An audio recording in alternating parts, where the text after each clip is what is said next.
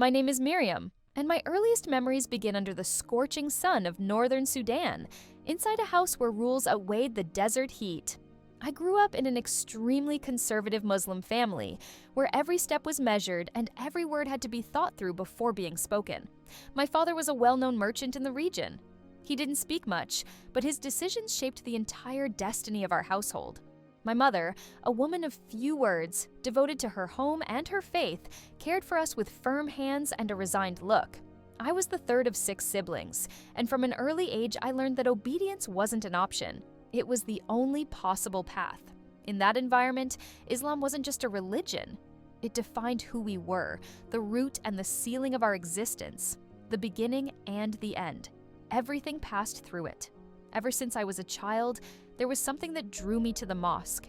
It wasn't just the faith, though I felt that deeply, but also the silence, the order, the repetition of rituals, the measured sound of voices in prayer, and the scent of incense wafting through the air like a promise of peace. There, within that space, I felt as if the world finally made sense. At the center of this universe was someone who fascinated me more than anyone else. Imam Karim, for many, he was simply the community's religious leader. For me, he was almost like a second father. He had a calm presence, a low, gentle voice, and always exuded a sweet scent of rose oil mixed with the earthy scent of incense. He knew the Quran by heart, every verse, every word. After prayers, he would gather the girls to teach them with a patience that seemed infinite. I dedicated myself with all my might, memorizing the surahs, and I will never forget his smile when I recited correctly. That smile made me feel as if I had touched something sacred, as if I had earned a special place before Allah. Over time, I became increasingly involved in the mosque's activities. By 17, I was already helping with the girls' classes, setting out prayer rugs before prayers, and serving tea at community gatherings. It was a routine that gave me purpose and belonging. I took pride in serving. The Imam began calling me "little daughter of Islam," and I received it as a token of affection, an acknowledgement. But little by little, I began to notice something different in the air. Small details, subtle gestures that didn't match the image I had of him. His gaze, which had previously seemed tender, began to linger too long. And at certain moments, I caught him observing me with an intensity that chilled me to the core. At first, I tried to ignore the signs. I told myself it was just my imagination, that I was making up stories in my head. After all, he was like a father to me. There was no way I could imagine anything else. But the truth is, little by little, that discomfort grew until it became impossible to hide. He began calling me after class, saying he wanted to share spiritual teachings, secrets that would help me grow stronger in faith. One day, when we were alone in a corner of the mosque, he took my hands. The touch was so firm that a cold shiver ran through me. His voice, low and heavy, sounded strange, almost somber. It was at that moment that he said to me, "Samira, Allah has given you a rare beauty, and that beauty needs to be protected. To do so, you need to trust in those who guide." I felt my chest tighten. I didn't know whether to respond or simply run. It was as if the ground had dropped out from under me. I swallowed my fear, trying to believe it was all just a misunderstanding. But soon the whispers began, conversations that abruptly stopped when someone approached. It was then that I realized I wasn't the only one feeling that weight. Other girls were also uncomfortable, even the younger ones. One of them, named Layla, suddenly stopped attending the mosque. When I asked her mother why, she just looked away, as if I'd touched a deep nerve. That should have been the wake-up call I needed. But no, I kept going, fooling myself that maybe I was overreacting. The truth struck me like a bolt of lightning on a night that, until then, had seemed sacred. It was the 24th night of Ramadan, one of the most important of the month. The mosque was full, every corner filled with fervent voices in prayer. But around midnight, most people began to disperse. I was about to leave when he called me. He said he needed help cleaning the women's section, and I, without hesitation, accepted. After all, it was him. It had always been him. He asked me to meet him behind the main hall, near a storage room I'd never entered before. When I arrived, the door was ajar. I walked in without a second thought. The place was stuffy, the lights flickered dimly, and the smell of incense was so strong it was suffocating. Boxes were stacked high, and rugs were rolled up in the corners. As soon as I stepped inside, I heard the door close behind me with a sharp click. When I turned, he was already there. There was no Quran in his hands.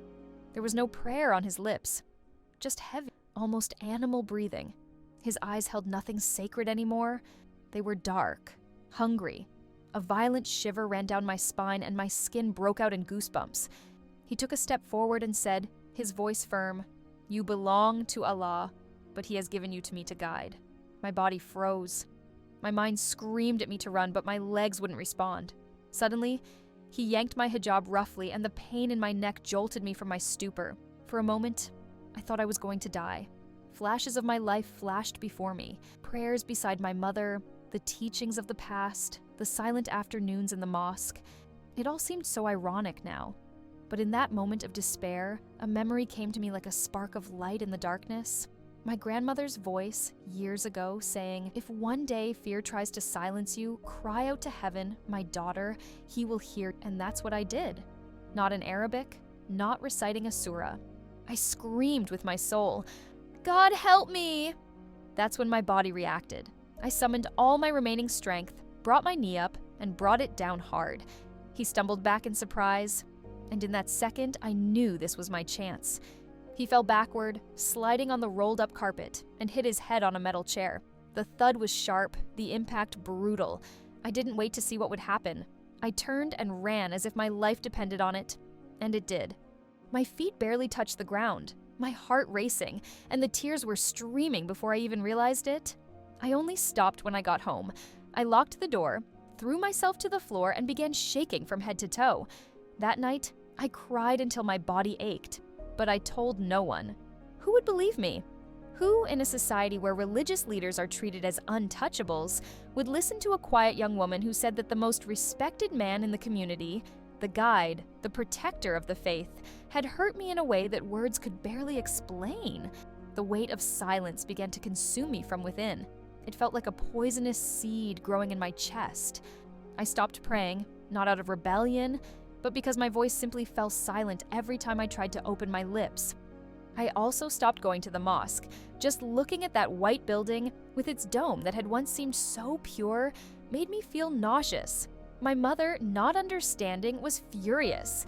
The next day when I refused to fast, she beat me. She screamed that I was desecrating my sacred duty. But how could I fast when what was eating away at me inside was the bitter taste of disappointment? It was then that Layla appeared. She walked slowly into my room, her eyes red and her hands shaking. She was the same girl who had disappeared from the mosque without explanation, the one everyone said was sick or rebellious. Now she stood before me, carrying the same burden. She didn't speak right away. She sat on the edge of the bed and began to cry. When she could open her mouth, she confessed that she too had been touched by him. But not only that, he manipulated her, threatened her, saying that if she revealed it, she would be cursed, that God would turn His face against her. Layla had been carrying that secret for 2 whole years. 2 years of fear, 2 years of loneliness. When it was over, we hugged in the dark, crying together. We didn't need to explain anything to each other. Our pain was already written in our eyes. And that's when we decided we couldn't take it anymore alone. We decided to talk. We went to the mosque elders. We walked there as if we were going to trial. And in a way, that's exactly what we were. We told them everything, every detail, but their expressions showed neither sadness nor shock. They were anger, not toward the imam, but toward us. They said we were possessed by evil spirits, that our youth was corrupt, that we wanted to destroy the honor of a righteous man. Instead of protection, we received condemnation. We were forced to kneel before him, before the very man who had hurt us, and beg for forgiveness. I had never felt so dirty, so betrayed, so humiliated. It was the last time I entered that mosque. The last time I bowed before someone in the name of a God who, at that moment, seemed as distant as the stars. After that, something inside me broke. I was no longer the same. I began to seek answers not in the words of others, but in silence. I often fled to the banks of the Nile, always at dusk, when the world seemed to fall silent. I sat on the rocks, letting my feet touch the warm water, and without rituals, without rules, I tried to speak to God. I wondered if He really existed, if He was there. And if he was, why had he allowed it? Why had he remained silent when I screamed in that dark room? Why could men who claimed to speak in his name cause so much harm without suffering any consequences? It was on one of those nights that I heard a voice coming from my father's old radio, forgotten in the kitchen. A woman was speaking. She told her story with an accent similar to ours, full of emotion. She said she had left Islam after having a dream about Jesus, where he called her by name, his eyes full of mercy, even as everything around her was in flames. I laughed, a dry, bitter laugh. I thought, Jesus? Impossible. At that moment, I laughed to myself, a dry laugh, almost of contempt. I thought, this is a Christian invention, a lie invented to deceive the weak. But for some reason I couldn't explain. I didn't turn off the radio. Something inside me whispered, stay, listen. And I stayed. As that unknown voice continued to recount its experience, something began to blossom within. It wasn't faith yet. It was something else, a different hunger, a need to discover if this was true, if there truly was another way. It was the beginning of a silent battle, against my family, against my religion, against myself. After that terrible night at the mosque, I couldn't live the same way anymore. I spent hours sitting on the floor of my room, staring at the ceiling as if waiting for some answer to emerge from the cracks. My prayers became empty, my mouth repeated the words, but my heart remained silent. It was like speaking to a voice. The God I had learned to fear and love as a child now seemed not just distant, but absent. And along with the absence came anger at myself for having believed so much, anger at the elders who silenced me when I needed it most, anger at my mother who beat me so furiously when she learned I had accused the imam, saying I had tarnished the family's honor. But, above all, anger at God.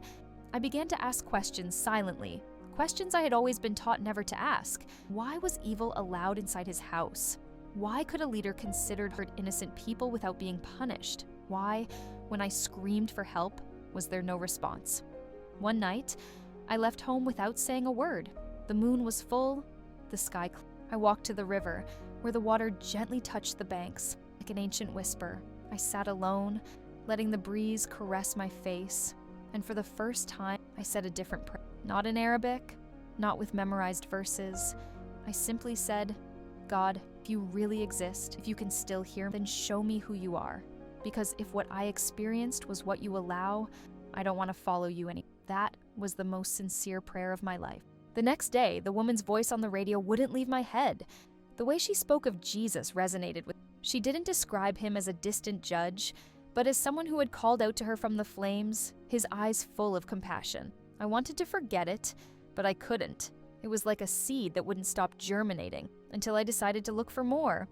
I'd wait for my parents to leave for the grocery store, and, with my heart pounding in my throat, I'd run to an internet cafe a few blocks from home.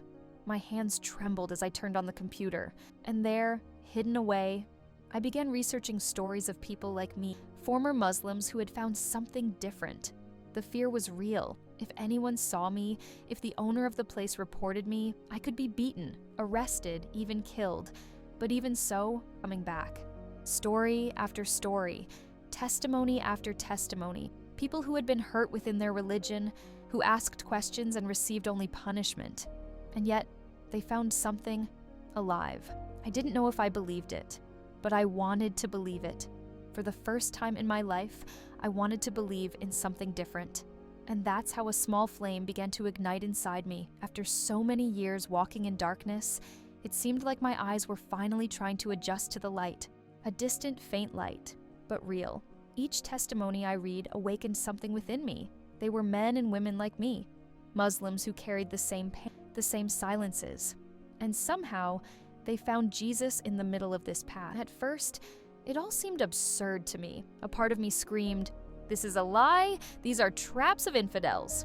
But there was another part, quieter, more wounded, that begged, what if it's true? I didn't know how to deal with this conflict, but one thing was certain, I couldn't stop. The more I listened, the more the uneasiness grew within me. It was like a distant drum beat in my soul, impossible to ignore. One quiet night, I came across a video with Arabic subtitles. It was the calm voice of a man reading from a book I had never seen up close. The Bible. He read from the Gospel of John, and suddenly his words echoed, "The light shines in the darkness, and the darkness has not overcome it."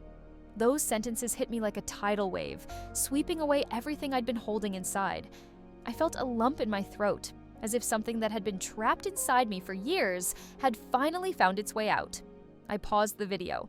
I wrote those words on a torn piece of paper. I rewound, listened to them again and again, until I lost count. I didn't fully understand the meaning, but I knew deep down that those words were speaking to me. I was plunged into darkness, and for the first time, there was a promise of light.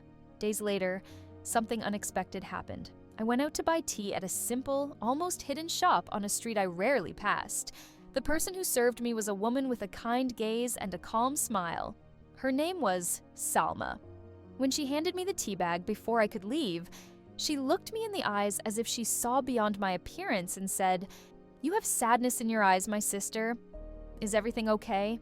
Those words, so simple, broke something inside me.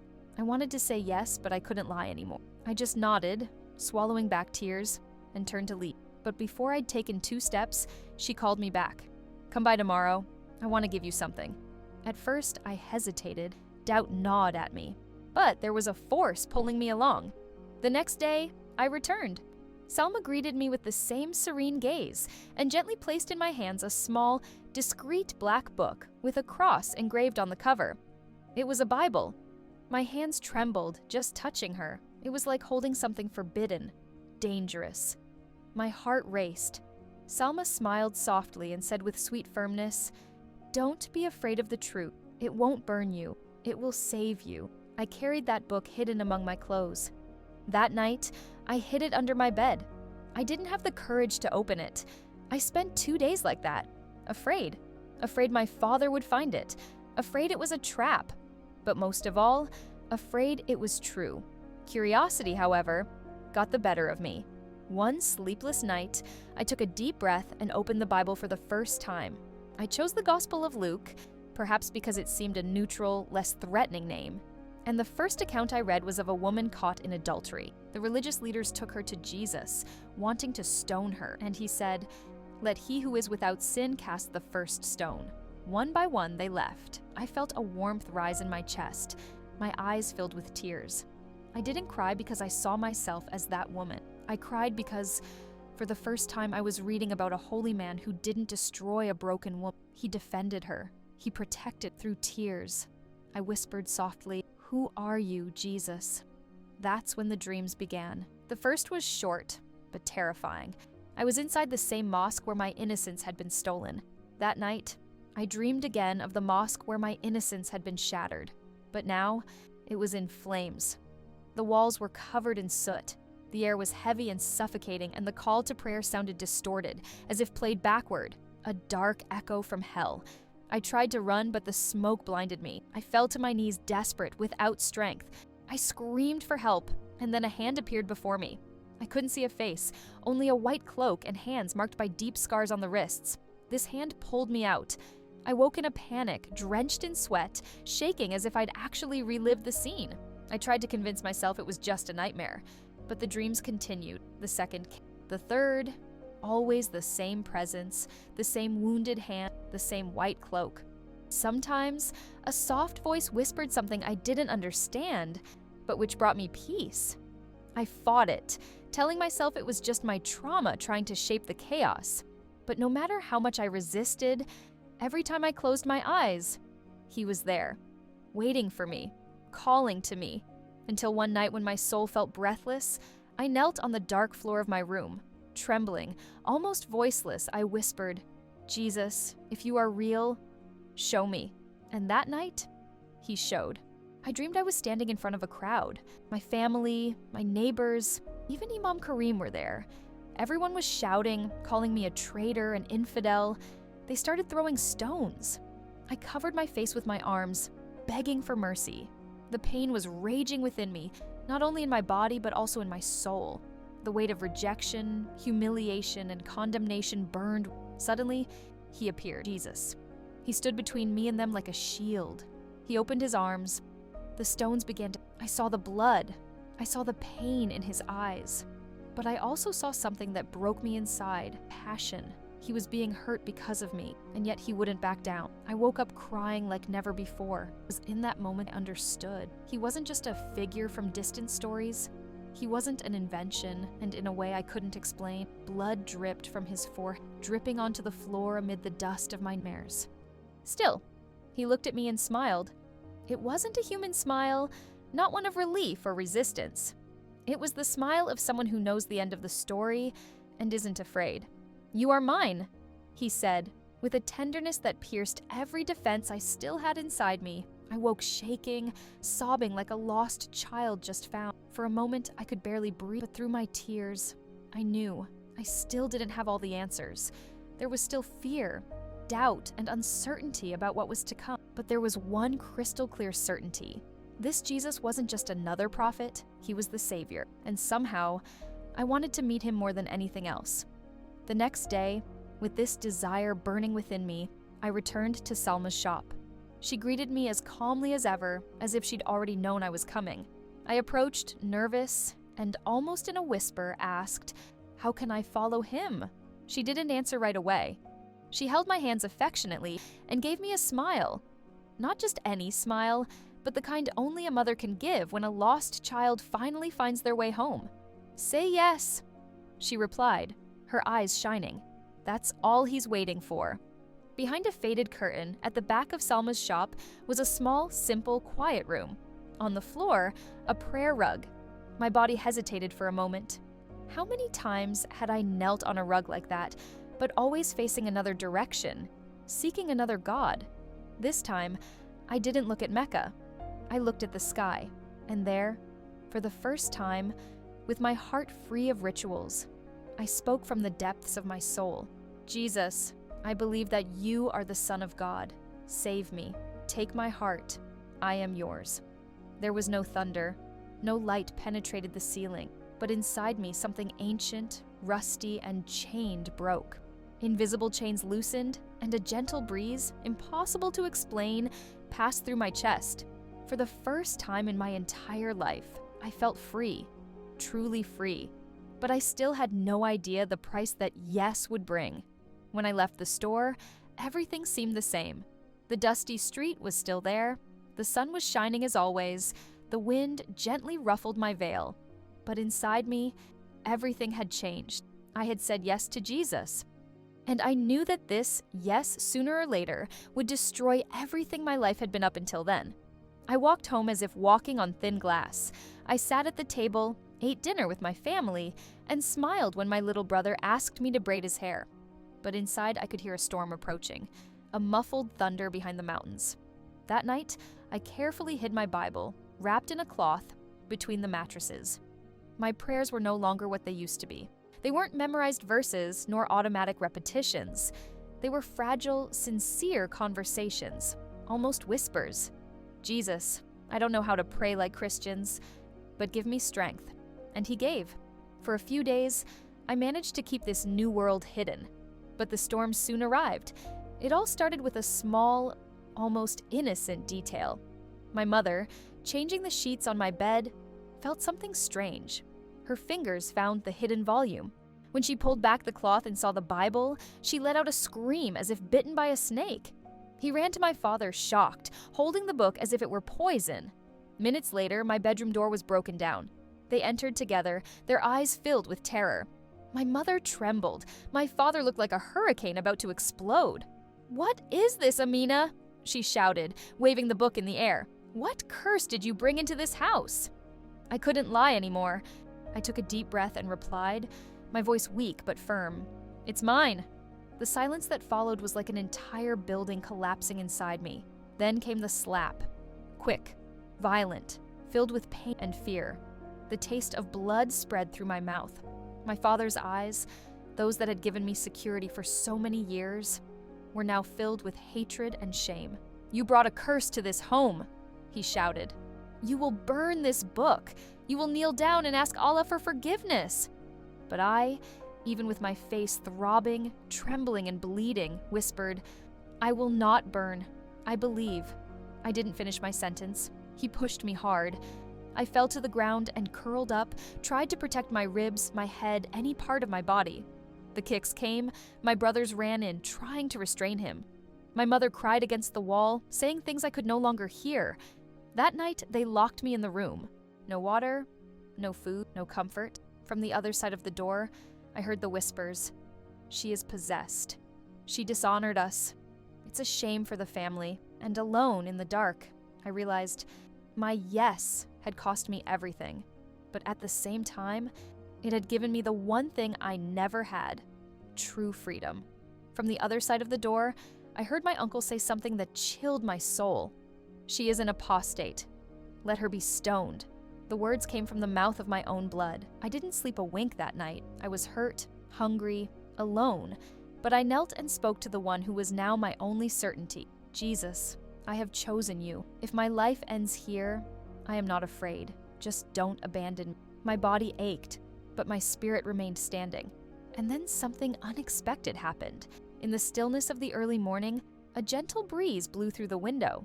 The curtains swayed slowly. Soon after, I heard a low but clear voice. Amina, get up. My eyes widened. It was Yusuf, Salma's son, our neighbor.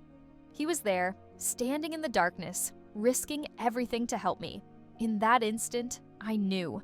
My escape had begun. He brought me a ladder and a scarf to disguise myself. I didn't think twice. I grabbed my Bible and my sandals and ran down. I ran without looking back. The streets I'd known since childhood were gone, replaced by narrow alleys and dark paths.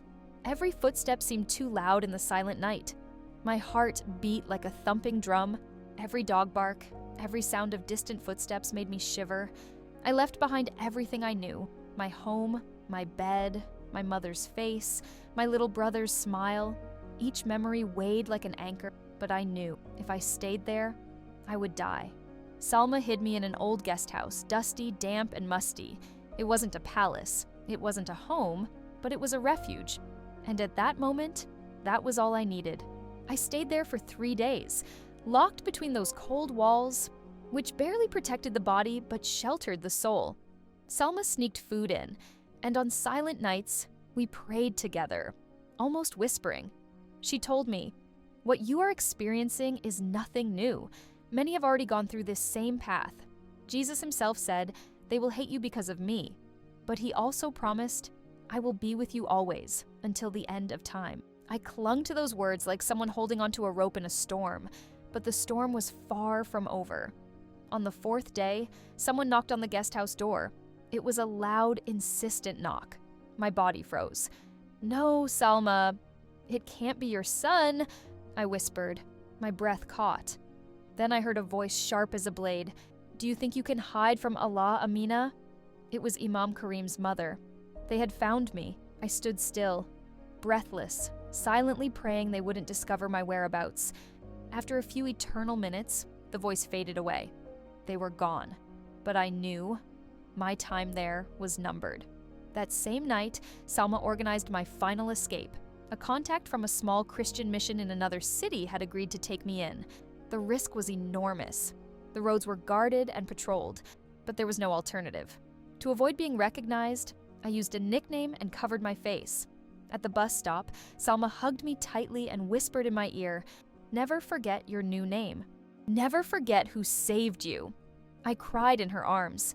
She was the only one who believed in me, the only one who saw me not as a disgrace, but as someone worthy of being loved and rescued.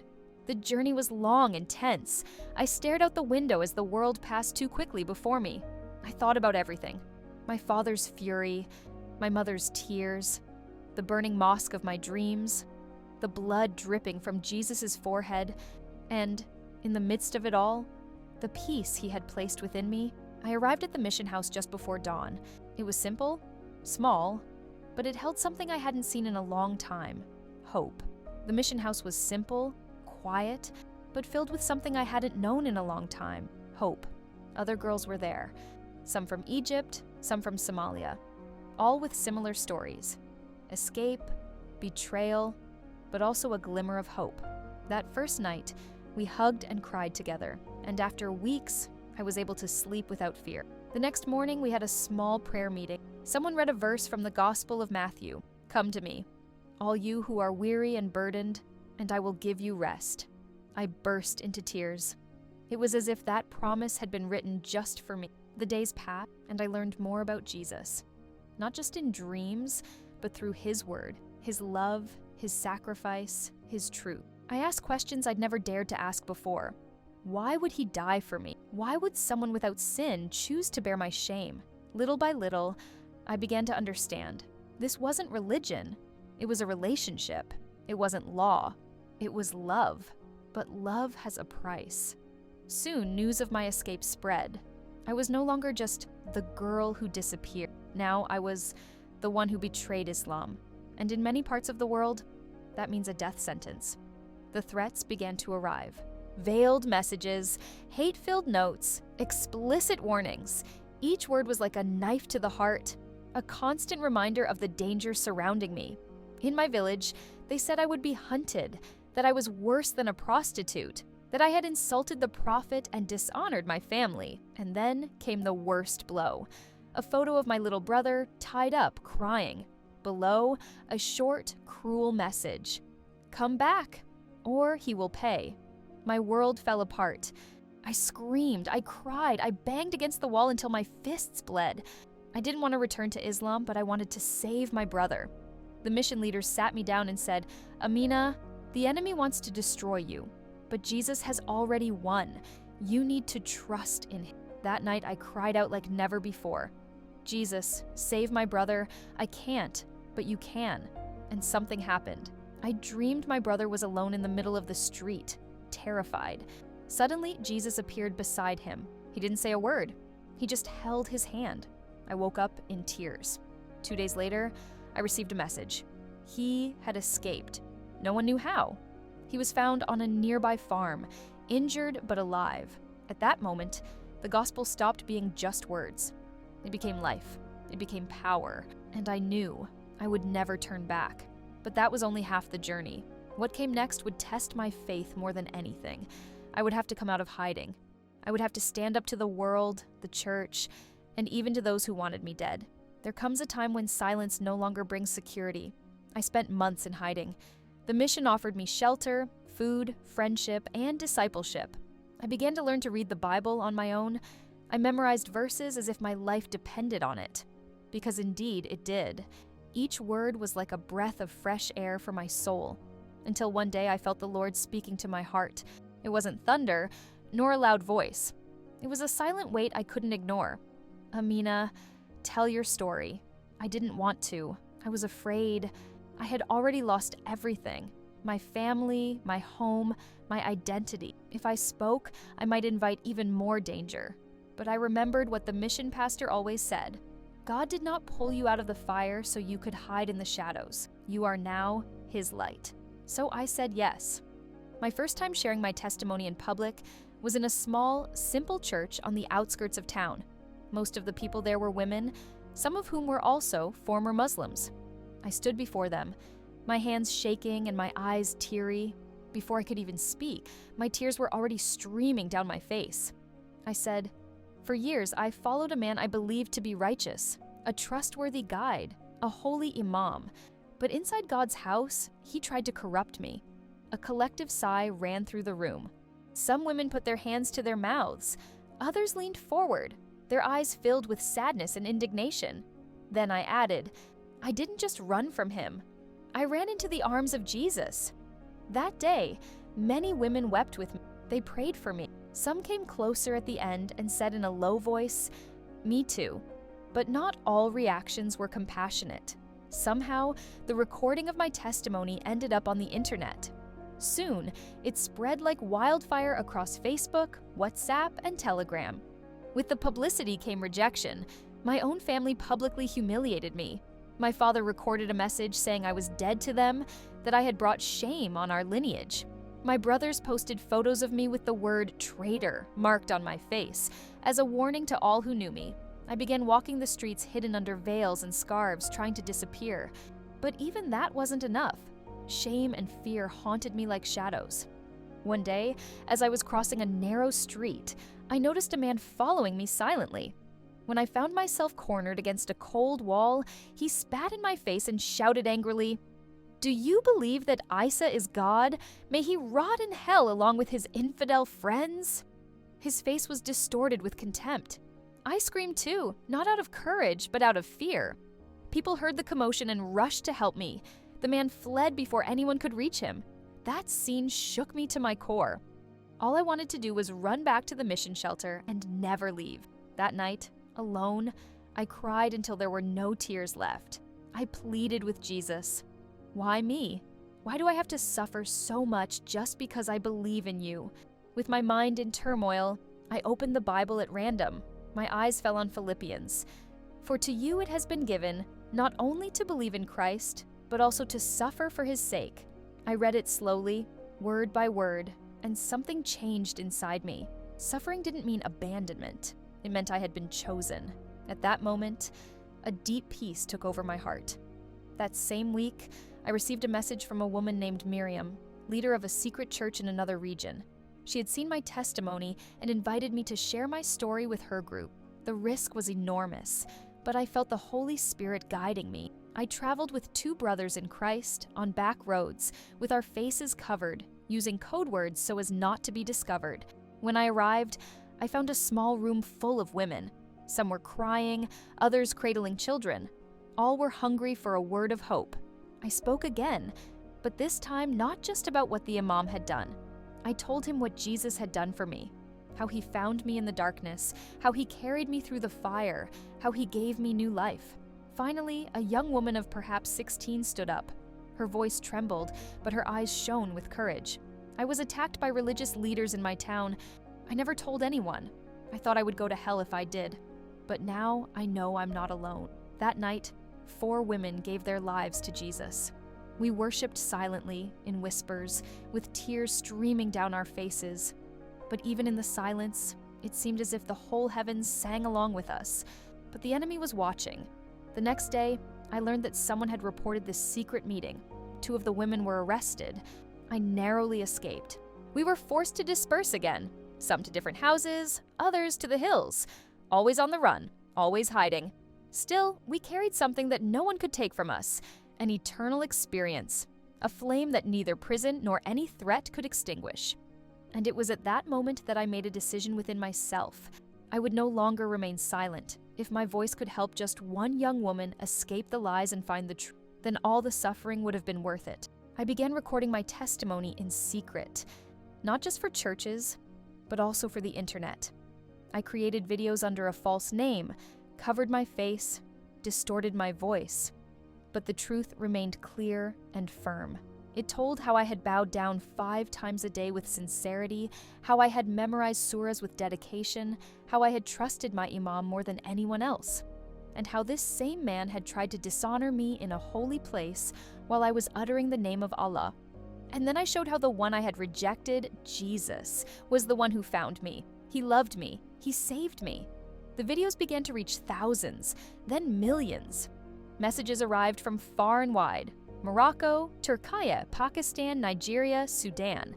Muslim girls wrote to me, "I dreamed about you last night. I also feel trapped. I live in a maze with no way out, not knowing how to find Jesus in this world that seems to suffocate me at every step. How do I find him?" Each word cut me and strengthened me at the same time. Meanwhile, I discovered that my own mother, who had once been my protector, was involved in dark practices in the village. Pressure, veiled threats, rituals involving other girls. I was afraid to even speak about it, fearing my words would backfire. But something profound began to happen within me. The pain I carried, which had previously felt like a crushing burden, began to transform into a weapon. Not a weapon to destroy people, but to tear down lies, to break the chains that bound not only me, but so many others. My faith grew, but along with it, danger. A cruel fatwa was issued against me. My head was now a price to be paid by anyone who wanted to silence me. I had no choice but to flee once again. I changed my name, left the shelter of the mission, and entered an anonymous, guarded, hidden life. But there was no more fear, because every time I opened my mouth to testify about Jesus, the light that came out dispelled the darkness around until one night, I received a message that changed everything. It was from Imam Karim's wife. I saw your videos. I didn't want to believe it, but deep down, I saw what he did, not just to you, but to many others, even to our niece. I want to know this Jesus you speak of. I fell to my knees in shock. Even from a distance, God was using my voice. He was reaching places I could never reach alone. And then I realized something. The very place they had tried to turn into my grave was becoming the center of my victory. The same man who tried to destroy me was now losing his own home to the light of Christ. The one who tried to destroy me became the reason I speak today. God transformed my shame into strength, but the price wasn't over yet. Soon, someone very close to me would betray me. I'd already learned to live on high alert, to sleep lightly, to pray before every step, to expect betrayal around every corner. But nothing prepared me for what was to come. This person was Sophia, someone I considered more than a friend, almost a sister. She had been with me since before I even knew about the mission house. It was to her that I confided my deepest fears, with whom I shared secrets, tears, and even hidden prayers. But slowly, something changed. She started to withdraw, becoming cold and distant, as if a shadow had taken over her. She started asking me strange questions. Where are you staying now? Are you still talking to the mission? At first, I didn't suspect anything. I thought it was just curiosity. Until one day, she simply disappeared. 2 days later, I learned from someone I trusted. Someone had been paid to track me down, to turn me in. Then, the knock came at the door. It wasn't a visitor. It wasn't a friend. It was 3 men. Their faces were closed, their eyes hard. One of them had a scar on his face, marked as if he already bore a history of violence. Another held a heavy bag, threatening. They didn't exchange words. They just barged in. They tied my hands with rough ropes and covered my face with a cold, damp cloth. I couldn't scream. My mouth was gagged. My heart felt like a knot ready to break. I was dragged out like garbage. They threw my body into a van roughly. As the engine roared, I heard one of them say in a low voice, "The imam will take care of her personally." My chest pounded like thunder. I could barely breathe. With the cloth muffling my mouth, I could only murmur one name over and over, as if clinging to a thread of life. Jesus, Jesus, Jesus. After an indescribable amount of time, the van stopped. I was pulled out and pushed into a stuffy room filled with the smell of sweat and stale smoke. When the gag was removed, I blinked several times, trying to adjust to the dim light. And there he was. Oh, Imam Karim, older, with a gray beard and gray hair, but his eyes, the same cold, predatory eyes as before. He smiled slowly, an icy, menacing smile. In a firm voice, full of contempt, he said, "You've become famous, little Amina." He started circling me like a vulture. "I taught you, I trusted you, and now you spit on everything I gave. You poisoned my name. You drove others away. That's why..." There was a long, heavy pause, and then in a sharp whisper, filled with pent-up hatred, he declared, "You will die." Inside, I screamed. I wanted to cry, to beg, but instead, something unexpected came out of my mouth. "You can even kill my body, but you have already lost. You no longer have power over me. Jesus has already won." His face contorted in fury. With a brutal blow, he slapped me. My head lolled to the side, dazed. "You filthy apostate," he shouted. "Do you think this Isa can save you now?" Even with tears in my eyes, I answered firmly, "He already saved me." Enraged, he left the room, giving curt orders to the men. "Prepare her for the desert." My body trembled. I didn't know exactly what it meant, but a terrible certainty crept into me. They wanted to take me to die. Before they dragged me away again, I said one last silent, desperate prayer. "God, I'm not afraid of death, but if there's still something you want me to do here, set me free." And then it happened. An explosion. The sound was deafening. A white flash engulfed everything. The shockwave shook the ground, shattered the walls, and cracks opened like veins across the ceiling. Screams, running, sounds of pain, gunshots echoing, chaos reigned. Chaos was everywhere. I was curled up on the floor, praying every word I could remember. Then, I heard a firm, calm, yet urgent voice. "Amina, Amina, are you here?" It was a rescue team, a group of Christians who had been warned by a secret believer within the Imam's circle. They stormed the place at the last minute, pulling me out when all seemed lost. I was carried away, barely able to bear the weight, while behind me there was only smoke, screams, and despair. Once again, Jesus had saved me, not in secret, but in front of everyone. The news spread quickly through the local newspapers. Woman rescued from execution. They didn't mention my name, but whoever needed to know knew. After that, I had to flee again, this time to another country with a new identity. There, for the first time, I could breathe without fear. But silence was no longer part of my life. I knew. My voice was my weapon, and silence was no longer an option. I began sharing my story in underground churches, women's conferences, refugee camps. I would sit with girls who, like me, were broken, hurt, abused. And I would say, there is someone who sees you. There is someone who calls you daughter, even when you feel lost in the darkness.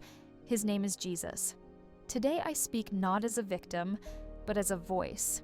I speak to the Muslim girl who cries silently, thinking Allah is furious because of her mistakes. I speak to the man who doubts what he sees inside his own mosque, but doesn't know where to run. I speak to those who repeat prayers trying to find peace, but find only emptiness. I say, there is more, there is hope, there is a Savior, and He's not the kind of person to use you. He's the kind of person to lay down His own life for you. He died on the cross, so that you never have to carry shame, guilt, or fear again. My name is Amen. Once, I was a devout Muslim. I trusted my Imam more than myself until the day he showed me who he truly was. In that same abyss, I met Jesus. He gave me a new life, a life that no one can take away. Not a knife, not a bullet, not a betrayal. Today I say with all my heart, His name is Jesus. He is worth everything.